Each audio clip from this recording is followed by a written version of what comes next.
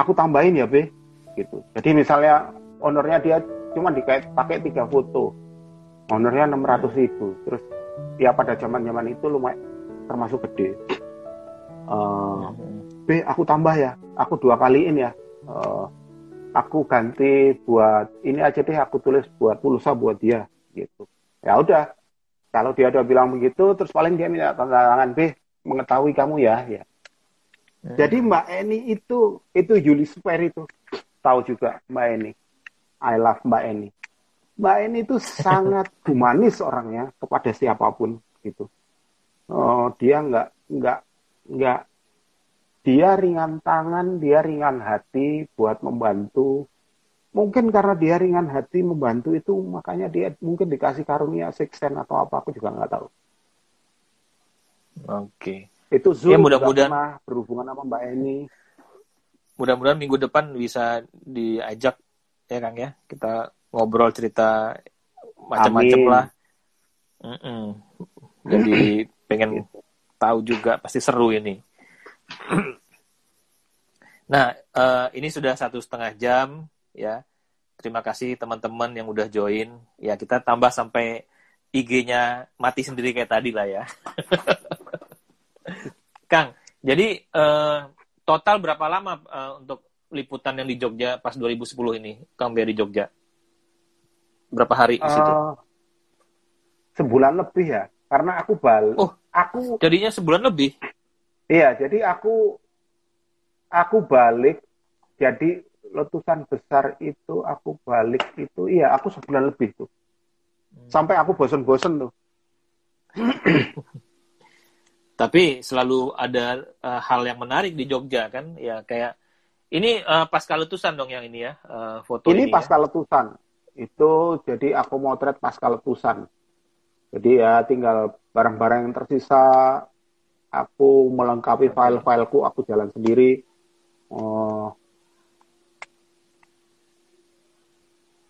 Ini bukan orang yang nganterin malam-malam kan? Enggak. Ini walaupun aku lihat di jalan. Ini kuat sekali buat aku fotonya, Kang, menceritakan kondisi Jogja saat itu, ya kan? Iya, itu dia tutupan mata cuma pakai selembar plastik aja, jadi dia plastik pakai ya, makanya. Ini teman-teman mungkin nggak bisa melihat ya fotonya ya, tapi kalau ini diperbesar, ini yang naik motor ini nutup matanya tuh pakai plastik, mungkin plastik kantong kresek yang bening kayaknya. Iya benar. Dia tidak bukan pakai kacamata apa enggak gitu. Jadi ini fotonya simple tapi luar biasa buat saya gitu. Ini di daerah mana, Kang? Ini di daerah Magelang. Berarti selama 1 bulan tuh keliling dong ya, mau ke Ketep, yang ke Bonyo. Itu ya kan? Pokoknya putaran Merapi itu aku jelajahin semua pada saat itu. Karena kaki Gunung Merapi itu kan dia kena Boyolali, kena Magelang. Ya iya, kan? benar. Muter gitu ke Solo, arah Solo juga. Cia. Halo Mbak Nana. Nah, yang menyenangkan liputan Merapi itu sebetulnya nunggu motret malam. Jadi bisa bawa teh, kopi, sambil bikin teh, bikin kopi, ya kan? Bawa makanan. Adem banget. Enak banget tuh. Kang, ini kalau di acara kita, ya, ini nggak tahu kalau malam ini jarang yang nanya nih kayaknya. Kenapa? Kayaknya mereka terkesima pengen dengar Mas Bea kayak cerita aja gitu. Oh gitu. Halo Mas Kristuarisa. Ya emang nggak ada yang perlu enggak. Bukan sesuatu yang susah. Enggak, tapi kan biasanya di Obras kita membuka pertanyaan lah buat teman-teman gitu kan. Kalau ada hal-hal yang mau ditanyakan segala macam gitu kan. Tapi ini kayaknya udah dengar cerita Mas Bea udah seru gitu kan. Tuh, kata Mbak Inong tuh, terkesima sama ceritanya. Aku terkesima soal cerita jurik tadi itu. Mungkin setan yang di kuburan keramat itu juga udah takut lihat Mas Bea sendirian kan. Ini siapa takut berani lah. jalan sendirian naik? Kopassus saja Bukan dilawan. Mas Deanya. Makanya saya juga takut. Halo, Ya, Darto. kepala suku, pengalaman motret di Papua mungkin kemarin-kemarin sih sudah dibahas sedikit, tapi mungkin nanti kita bikin episode selanjutnya ya. Terima kasih usulannya. Halo, ya, halo Mas Kris. Nah, jadi emang di kantor itu selalu ada salah satu yang harus diikuti hari per hari itu gunung api. Karena di Indonesia ada banyak sekali gunung api. Negara yang punya gunung api paling banyak ya Indonesia. Betul. Dan sebetulnya yang dikejar bukan gunung apinya, Mas. Kalau di foto begini, yang dikejar adalah pengaruhnya terhadap orang-orang yang hidup di sekitar gunung api. Betul. Gitu. Jadi kalau foto yang ada petirnya itu ya itu bonus lah. Tapi kalau itu kejadian di hari pertama, foto itu dinaikin, foto itu akan nggak laku, Mas. Gitu. Yang laku adalah foto disaster. Gitu. Ketika sudah beberapa hari, maka orang tetap melihat Indonesia, tapi mereka mencari foto yang mulai menjadi foto feature, foto-foto ringan yang indah, yang pictorial indah dilihat. Nah, makanya ketika hari pertama, kita harus cari foto news, foto kejadian, foto yang street news. Baru setelah beberapa hari, kita harus ngeset pikiran kita, sekarang kita harus cari foto feature. Gitu. Kayak foto begini, foto yang indah, foto yang unik, foto orang naik motor, matanya ditutup plastik. Nah, kayak gitu-gitu itu yang kita harus men-set pikiran kita bahwa kita harus mencari foto yang spesial, yang udah mengarah ke foto feature, gitu. Nah, kayak gitu itu selalu dipandu oleh London dan selalu oleh Mbak Eni. Mbak Eni selalu ngingetkan, atau London selalu ngingetkan lewat email itu bilang, sekarang jangan cari foto news, kita udah berapa hari ini kita masuk foto feature. B, cari foto indah, gitu. Ketika Mbak Eni bilang B, cari foto indah, ya udah, aku harus ngeset pikiranku ke foto yang berbeda, gitu. Foto yang humanis, kayak gitu-gitu. Dan itu berlaku untuk semua area liputan. Di semua area liputan itu yang dilakukan ya. Ini ada pertanyaan nih. Minum dulu dong. Iya. Minum dulu aja. Kelasnya gede amat. Ini dari Mas Hardadi Wibowo. Penjelasan secara ilmu geologi, bagaimana rumah atau desanya Mbah Marijan dapat dibaca di tautan berikut, katanya. Secara geologi. Daya cangkringan itu ya. Oh, dia geolog nih. Hardadi Wibowo ini. Ini temanku di Malang. Atau dia, iya. Dia teman motret yang paham sekali soal geologi. Itu pernyataan. Yang pertanyaannya dari Mas Darto nih, Mas, seberapa pengaruh teknologi digital dalam proses pemotretan?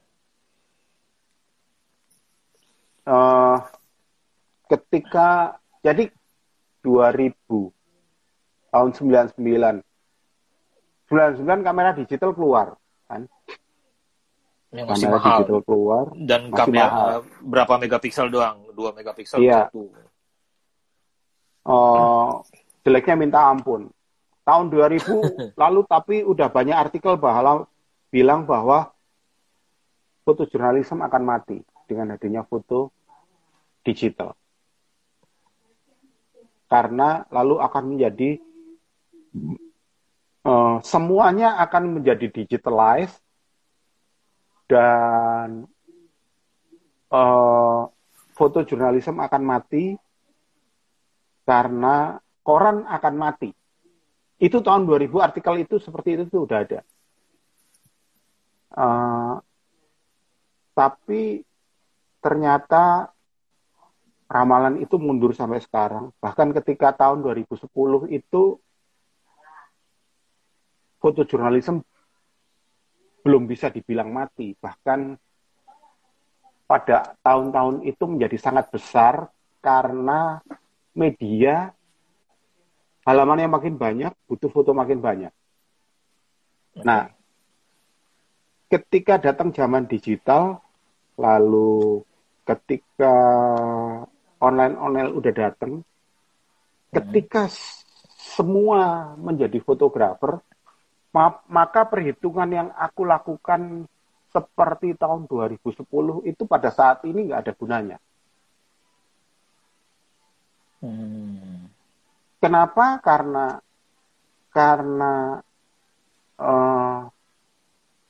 aku akan di sana, tapi akan ada juga orang-orang yang lebih tahu posisi yang lebih bagus dari aku, orang sekitar, orang setempat, yang juga pegang kamera. Dan dia akan mendapatkan foto yang lebih bagus, sementara aku masih mencari-cari posisi yang bagus di mana. Gitu. Contohnya kayak petir ini. Aku harus seharian, ya setengah harian cari posisi ini. Gitu. Karena aku orang luar. Walaupun aku bermodalkan Android. Oh, kira-kira daerah sini nih. Jadi, gini, aku ngambil foto ini karena matahari tenggelam ada di belakangku. Di belakangku, jadi sebelah sana gelap. Ketika masih sore, petir keluar, dia akan keluar. Gitu. Nah, itu aku harus cari posisi di Android. Nah, sementara sekarang di mana-mana orang motret dan dia tahu posisi yang paling bagus pada saat aku lagi mencari-cari. Gitu. Oke.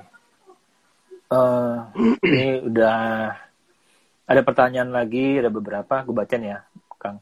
Dari suka di mana saja. Ya. Mas Bea, foto-foto indah dalam konteks bencana, apa yang biasanya Mas Bea planning untuk difoto?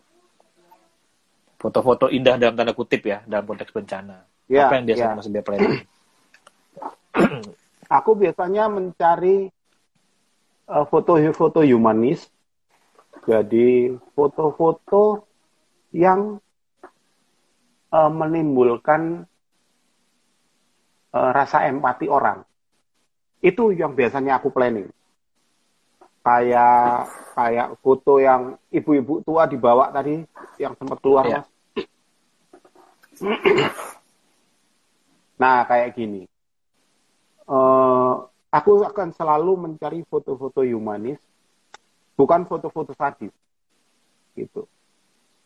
Karena foto humanis lebih banyak disukai orang dan dia lebih bercerita tentang kehidupan orang-orang di sekitar gunung berapi ketika ada disaster.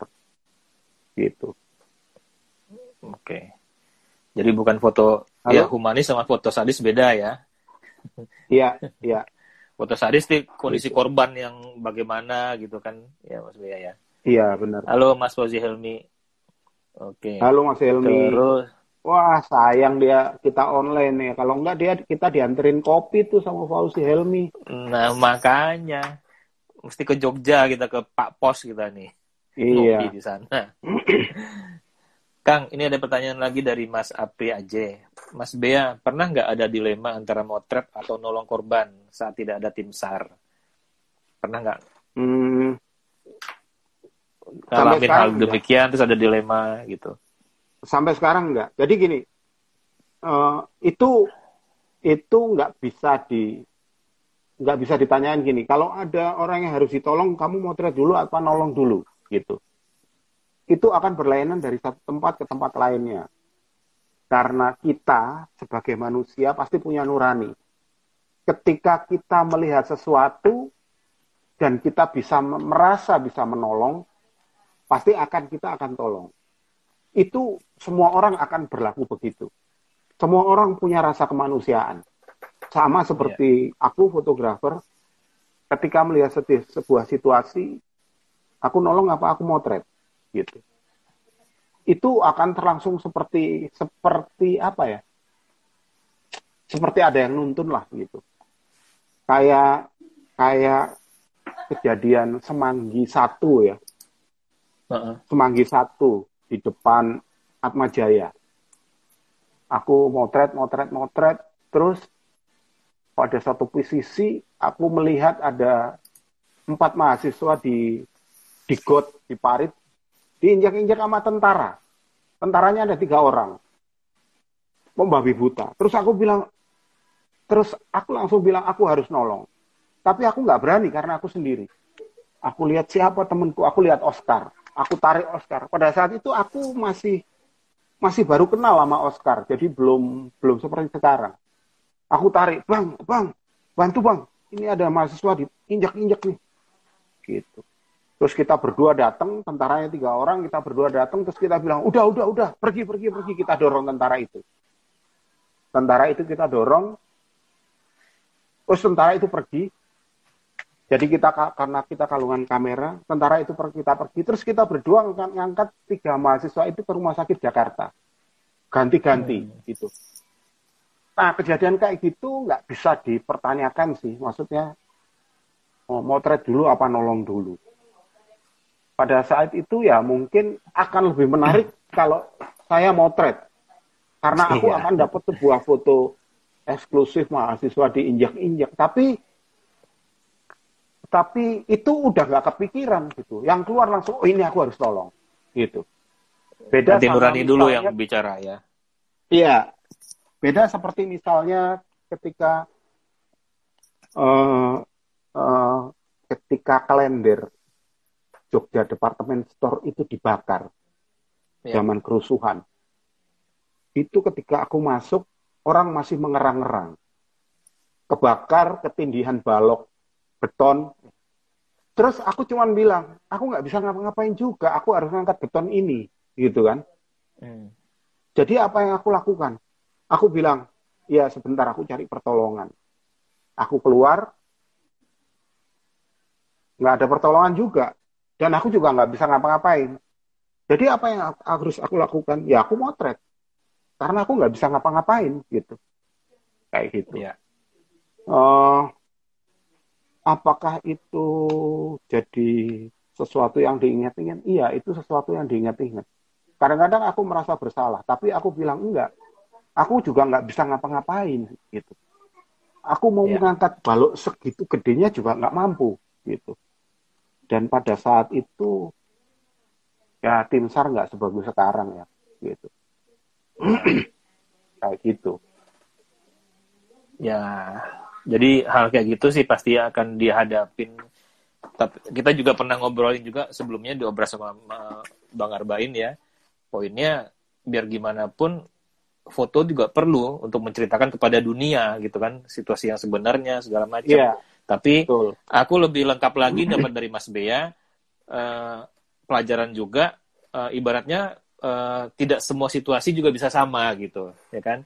Ya, contohnya ya itu tadi yang disebut tadi, ternyata masih bisa melakukan pertolongan, mungkin di nomor 2 kan juga fotonya. Tapi kalau dari segi jurnalis, segi yang penting itu tetap penting juga gitu. Tapi ya situasional lah ya, Mas Bea ya, poinnya ya. Benar. Okay. Ada Roso nih. Yang punya Roso ini Mas, lupa aku. Dia dulu fotografer juga tuh. Aku sama istriku sekarang roster ini kopi. Berarti kopi dong nih. Kopi itu Rosso di BSD itu enak banget. Oh di kopi, BSD. Susu gula arennya enak banget. Iya. Asik. Tapi orang tua kan belum berani keluar. Oh, itu pesan online. Oh, pesan online. Itu yang ke sana. Mas Andreas. Siap. Betul. Istriku fans banget sama kopinya Mas Andreas tuh. Kang, ini pertanyaan penting nih, Kang. Ada pertanyaan tuh. Ya. Ini dari Mas Didik nih, aku baca dari Mas Didik dulu. Mas Bea, ini penting buat aku juga tahu nih.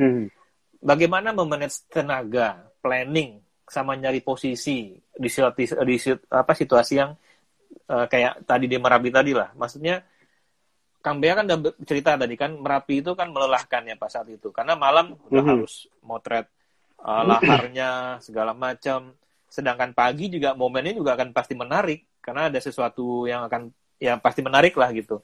Nah, manage tenaganya bagaimana untuk seorang jurnalis seperti Mas Bea di kondisi kayak gitu? Nih, kalau Merapi ya. Kalau Merapi aku harus cari motret malam, aku akan makan dulu, terus aku akan naik ke atas, bawa segala macam, aku motret malam. Kalau aku jam 12 udah dapet, aku turun. Kalau jam 12 malam belum dapat, aku berarti sampai pagi. Nah, kalau sampai pagi, ya aku nunggu sama tidur gitu. Biasanya aku buka tenda tuh, Mas. Buka Tapi tenda. Tapi kan kondisi kayak di Merapi kemarin kan tidur posisi Mas Ben posisi berbahaya loh. Nggak akan bisa tenang juga ya. Kalau gitu yang kan udah berbahaya itu aku biasanya tidur di mobil. Tidur di mobil. Terus biasanya nunggu sampai pagi. Aku nyari foto pagi. Kalau nggak ada apa-apa, aku turun. Dan aku tidur di hotel tuh. Biasanya jam 10 sampai jam 2 siang. Nah, sopir, ya, kalau aku pergi kemana-mana, sama sopir itu selalu satu kamar sama aku. Ya, makan sama aku, tidur sama aku.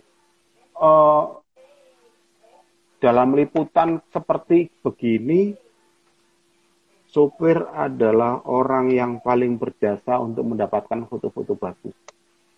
Nah, itu perlu dicatat itu. Ya. Iya, jadi aku selalu tidur sama dia. Aku selalu cari hotel yang double bed. Dia satu bed, aku satu bed. Pokoknya aku makan apa, aku tidur di mana, dia harus ikut aku. Gitu. Oke. Jadi poinnya ada saat-saat yang emang setelah liputan emang harus benar-benar nyimpan tenaga lagi. Kalau bisa full tidur, bisa ke hotel gitu ya. Kalau enggak, misalnya dalam perjalanan ya aku tidur. Dalam perjalanan aku tidur, ketika aku motret, aku bilang sama supir, Pak, kamu sekarang istirahat, aku akan motret sampai jam segini. Kamu di sini aja, mobilnya nyalain, kamu tidur aja. Nanti kalau aku mau jalan, kamu tak ketok. Aku bilang gitu. Jadi aku juga harus memperhatikan bagaimana supirku beristirahat. Karena dia adalah orang yang terpenting dalam liputan ini, dimanapun. Gitu. Oke. Ya, mungkin itu ya jawab pertanyaan dari sebetulnya nggak ada hal pasti bagaimana memanage tenaga sih. Ketika nggak kuat harus tidur, ya udah tidurin aja. Biasanya kalau nggak ada apa-apa ya tertidur. Ketika lalu ada apa-apa, biasanya ngantuknya hilang. Kalau harus ada yang difoto atau itu udah otomatis secara itu ngantuknya hilang. Tuh. Habis itu pegel-pegel pingsan 2 hari kalau udah selesai. Kang, ada asupan vitamin nggak sih kalau udah kayak gitu? Apa tolak angin atau apa? Aku tolak angin selalu bawa, tapi dulu kan nggak ada tolak angin. Aku yang selalu bawa itu vitamin C sebetulnya. Vitamin C ya, oke. Iya, CDR atau Redoxon itu selalu. Oke, dan ya itu. Aku nggak pernah minum es. Selalu minum air hangat atau teh panas kesukaanku. Tapi aku nggak pernah minum es. Karena begitu aku minum es, aku pasti tumbang gitu. Ya, catatan juga nih buat teman-teman jurnalis muda ya. Salah satu. Ya, ini kan tiap orang beda-beda, tapi ini pengalaman Mas Bea sendiri ya. Tips-tips Mas Bea lah. Jadi selama ya teman-teman udah ngelihat pengalaman Mas Bea meliput dimanapun, tetap sehat, tetap bugar, dan bisa menyelesaikan tugas. Dan mari tugas memberikan foto, nyetor foto ke Mbak Eni, ibaratnya kan kayak gitu. Ya, tidak minum es ya. Salah satunya, air hangat aja. Tidak minum es. Oke. Kang, kita waktunya tinggal 4 menit. Ya, aku nggak mau terputus kayak tadi, Kang. Nggak enak. Jadi, ya, tinggal 4 menit. Aku mau ngucapin terima kasih dulu nih buat teman-teman. Tapi ke Mas Bea dulu yang sudah sharing ceritanya, ya. Ini kan kita waktunya udah lebih nih ya, lebih setengah jam. Aku ngirim ada fotonya Mbak Eni kalau nggak salah di situ. Oh gitu? Iya, kalau nggak salah. Coba kita lihat. supaya yang nonton tahu kayak apa sih Mbak Eni sebelum kita hadirkan. Semoga dia mau minggu depan, nanti aku yang Mbak Eni yang pakai kebaya? Iya, betul. Oh, ini. Oh iya, tapi itu Mbak Eni. Oh, itu ya. Oke. Ya, aku lanjut ya. Aku terima kasih Mas Bea sudah sharing di acara obras kita, seru banget. Juga teman-teman yang sudah join ya. Kita berharap kalau bisa minggu depan Mbak Eninya bisa sharing cerita lebih seru lagi ya Kang ya. Karena kita nih ya orang-orang yang nggak ngalamin kayak Mas Bea itu pengen dapat semua gitu. Makanya di otakku tuh masih banyak nih bagaimana Mas Bea nanti kan sampai saya pernah juga usulkan ada liputan Sinabung lah gitu kan. Ya kan? Nah, ini Merapi dulu banyak sekali sih teman-teman ya. Mungkin yang dari Mas Bea yang bisa di-share ya, tentunya ini bisa nambah wawasan buat teman-teman, bisa nambah ya cerita, setidaknya juga namanya obrolan santai ini juga kita bisa interaksi lah di saat-saat yang seperti kayak gini gitu. Nah, jadi karena sudah mepet banget waktunya, mangga Kang Bea kalau misal ada yang mau disampaikan ke teman-teman, nyapa teman-teman yang lain di situ. Ya, terima kasih teman-teman semua ya. Terima kasih teman-teman udah hadir. Ya, saya cuma ingin berbagi. Semoga bisa mendapat sarinya. Terima kasih buat semuanya yang udah hadir. Semoga minggu depan Mbak Eni tak rayu mau tampil, pasti akan menarik. Karena jarang sekali wartawan Foto News perempuan dan Mbak Eni itu udah puluhan tahun di Reuters. Dia pasti punya banyak sekali cerita menarik. Mbak Eni di Jakarta stay-nya, Kang? Mbak Eni di Jakarta, tinggal di Jakarta. Oh, ya mudah-mudahan nanti kita habis ini tektokan kalau bisa konfirmasi Mbak Eni bisa sharing bareng Mas Bea kan juga bertiga bisa gitu kan. Senang banget. Ya. Teman-teman, terima kasih Om Emil, Om Sadam, Mbak Inong, Mas Roy, ya, Untari, Leo, Mas Apri, Mbak Asta. Ini tinggal 1 menit, Kang. Makanya aku langsung potong aja. Soalnya kalau nanti kita cerita atau jawab pertanyaan lagi, terputus kayak gitu nggak enak banget. Oke, terima kasih ya teman-teman semua, Mas Bea. Nanti sampai jumpa di Obras Senin depan insya Allah. Jamnya kita tetap jam segini ya, 19.30. Ya. Om Lukas, terima kasih. Mas Andreas, Rosso, Namikyu, Nostalgia Gila. Yang dari Manokwari, terima kasih juga. Tadi juga ada dari mana Papua, kepala suku yang minta cerita soal Papua itu.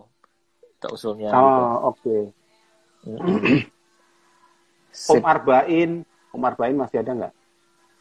Tadi ada tuh Arbain. Oh iya, ini sekedar info teman-teman dari selamat malam. Iya, Budi dari. Ini buat info teman-teman, kita juga akan mengadakan obras spesial, CLS spesial. Kalau Senin Kamis ini kan udah kayak puasa nih. Insya Allah selagi Mas Beanya mau berbagi, Bang Arbainnya mau berbagi, kita tetap ada Senin Kamis, tapi ada obras spesial dengan tamu-tamu khusus gitu. Nah, untuk Sabtu depan, insya Allah tamu kita Om Erik Ireng, ya, temannya Mas Bea juga. Ya. Boleh tuh. Itu untuk Sabtu depan, ini sudah planning, mudah-mudahan nggak itu. Terus Sabtu 2 minggu ke depan, Sabtunya lagi, yang ke depan lagi itu Gato, ya, mungkin akan berbicara yang lain. Jadi itu yang spesial, kita bikin obras spesial itu di hari Sabtu malam minggu teman-teman ya. Kalau yang Senin Kamis ini insya Allah kita ya tetap ada Mas Bea sama Bang Arbain gitu ya. Itu informasinya. Oke, Kang Bea, kita tutup. Sudah tinggal beberapa detik ya. Thank you buat Kang Bea, thank you buat teman-teman semua. Assalamualaikum warahmatullahi wabarakatuh. Waalaikumsalam.